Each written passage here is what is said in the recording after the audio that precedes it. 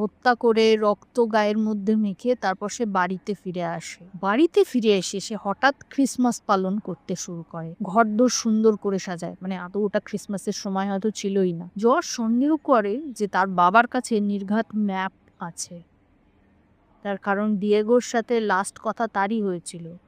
আর এটাও জর্জ সন্দেহ করে যে তার বাবা এই ম্যাপটা নষ্ট করে দিয়েছে। আইরিস ফ্রান্সিসকে বলে আমাদের খাবার খুব জলদি শেষ হয়ে যাবে, আর এটাও বলে যে সে লক্ষ্য করেছে যে এই জম্বিগুলো কিছুটা ভাইরাসের মতন, অর্থাৎ এই জম্বিগুলো ধীরে ধীরে নিজে থেকেই মরে যাচ্ছে। বেশি দিন এরা বাঁচতে পারছে না, ইনফেক্ট করতে পারছে না কাউকে। ফ্রান্সিস বাচ্চাদের সামনে বলে আসলে তোমাদের মা আমাকে আর তোমাদের ছেড়ে চলে যেতে চায়, ডিভোর্স করে দিতে চায়, তাই এই সমস্ত মিথ্যে কথা বলছে। বাইরে এখনো প্রচুর জম্বি, তোমরা বাইরে গেলেই তোমাদের মেরে দেবে। আসলে ভয় দেখাচ্ছে, নিজের কন্ট্রোলের মধ্যে রাখতে চাইছে যাতে ওরা কেউ কোথাও না যায়। ফ্রান্সিস এবার আইরিসের অতীতকে টেনে নিয়ে আসে।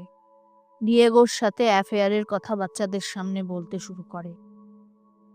আইরিস কেঁদে বলে যে সে তার নিজেকে নয় সবাইকেই বাঁচাতে চায়। এভাবে কয়েকদিন আটকে থাকা যায়, তাদেরকে বাস্তব জীবনে একদিন না একদিন ফিরতেই হবে। জশ ফ্রান্সিসকে তার মায়ের সাথে এরকম অভদ্র আচরণ করতে বারণ করে।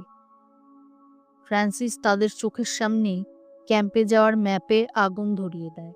তারা সবাই মিনতি করে, কাঁদে, তবুও ফ্রান্সিস কোনো কথা শোনে না। শেষে আইরিস তাকে একটা চড় মারে। পরদিন সকালে সে খেয়াল করে ছোট্ট লুকাসের মন খারাপ, তাই আইরিস তার মন একটু ভালো করার চেষ্টা করে।